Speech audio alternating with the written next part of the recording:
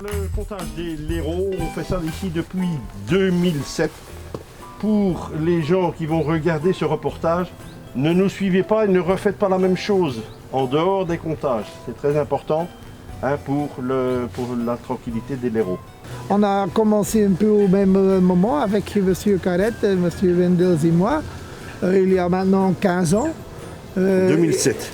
2006, et on a commencé à mettre des nichoirs partout pour voir s'il y en avait encore, parce qu'ils sont diminués très fort dans les années 90. Je crois qu'il y a eu un virus, mais on ne sait pas. Mais où il y avait encore de l'héros, on a mis des nichoirs partout.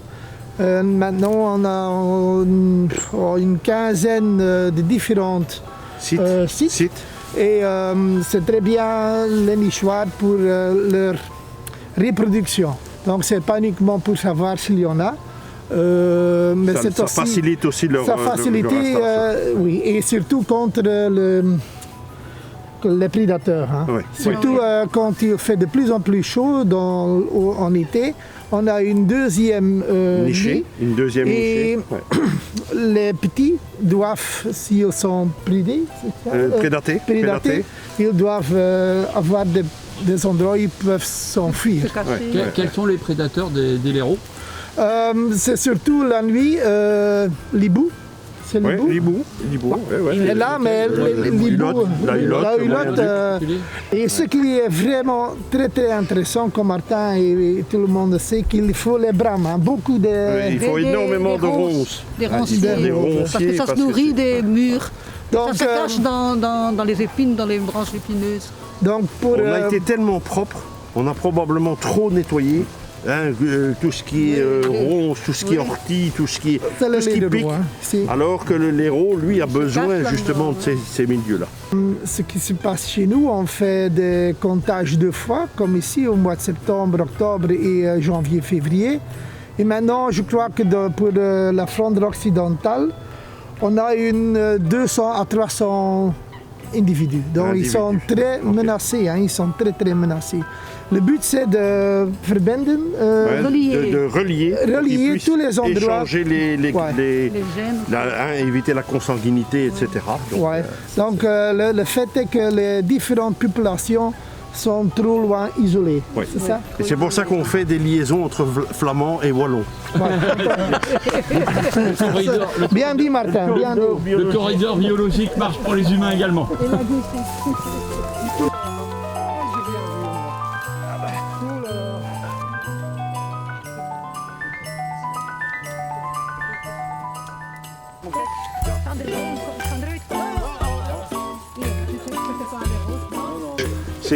Donc le nichoir est rempli complètement de mousse, 100% de mousse. Il y a même des latrines, des endroits où ils mettent les crottes. Donc ça veut dire qu'il y a eu une activité de blaireau, mais ce qu'on a vu sortir juste avant, c'était des mulots. Est-ce qu'il peut y avoir cohabitation entre les mulots et les blaireaux? Non, il n'y a pas cohabitation. L'un profite d'une de l'autre. Au moment où les mulots s'installent, est-ce que c'est terminé pour le blaireau? Il prendra... Ils n'ont pas de chance. Le mulot... Non, ils ne vont pas se rencontrer. Ils vont essayer de s'éviter. Mais le mulot, je veux dire, sera dominant par rapport au blaireau? Oh non, je pense pas. Le blaireau, c'est très rapide, c'est puissant. C'est un peu agressif aussi. Ça tient dans la main. Le blaireau, c'est déjà une autre dimension. Si à l'un, il n'y a pas l'autre. Alors le fait de le vider, c'est pas gênant en fait? Non, on a une fois dû vérifier à 2 jours d'intervalle, je ne sais plus pourquoi. Et en 2 jours, toute la mousse était remise. Cette demoiselle fait des recherches rien que sur le contenu des crottes.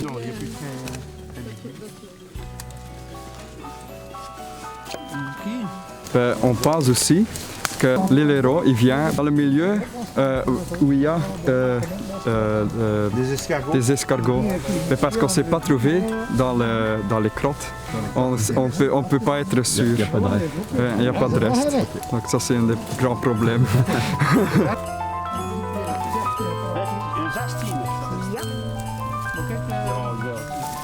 zie dat het aangestampt is, dat het dan gekookt is, is dat zeker rekening mee. Kijk, hier nog krop. Hier de krop.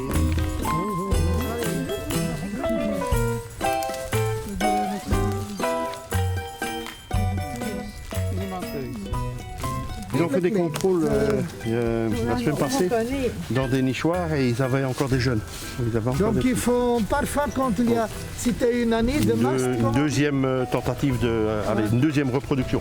il y avait énormément de fruits cette année, donc chaque 3, 4, 5 ans, il y a une année où il y a tellement de fruits.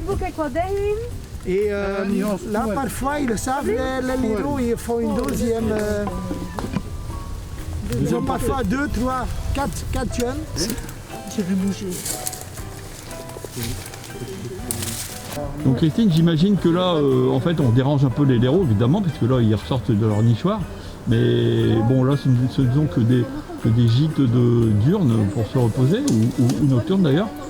En fait, Et en fait, après, j'imagine qu'à partir du moment où le grand froid va arriver, on ne va plus les déranger, quoi. c'est ça. À partir du moment où ils seront en pleine hibernation, on ne les dérangera plus. Et c'est à la fin de l'hibernation qu'on fera un deuxième contrôle.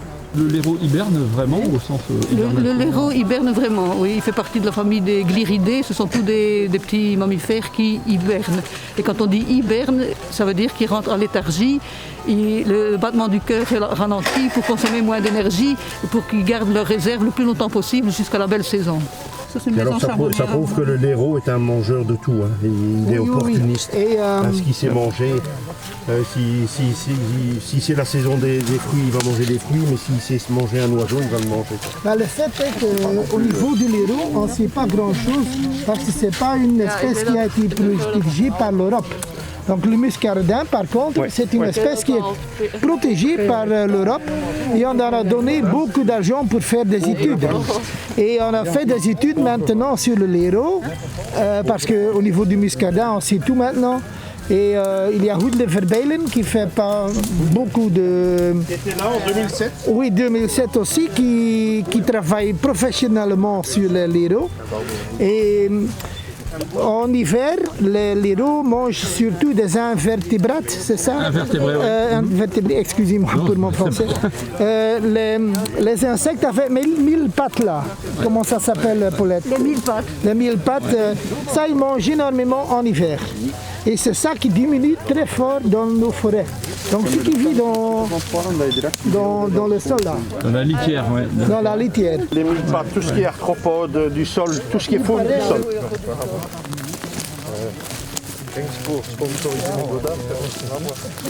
Donc on a terminé notre petit tour d'inventaire des nichoirs à laireaux. Donc je vais laisser Martin ou ses collègues nous donner le résultat de ce recensement.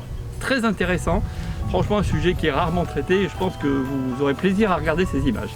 Martin, quelles sont les conclusions? Alors, les conclusions, c'est qu'on n'a pas eu beaucoup de contact avec des laireaux, etc., hein, puisqu'on a 5 laireaux en 4 nids. Et on a eu 2 nids qui étaient occupés par des mulots sylvestres. Et donc, on ne peut pas prendre une conclusion en disant tiens, la population a baissé, parce qu'on arrive parfois à 30 lorsqu'on fait des comptages. Vous voyez bien que la météo, hein, tu vois bien que la météo aujourd'hui, elle est quand même assez bonne.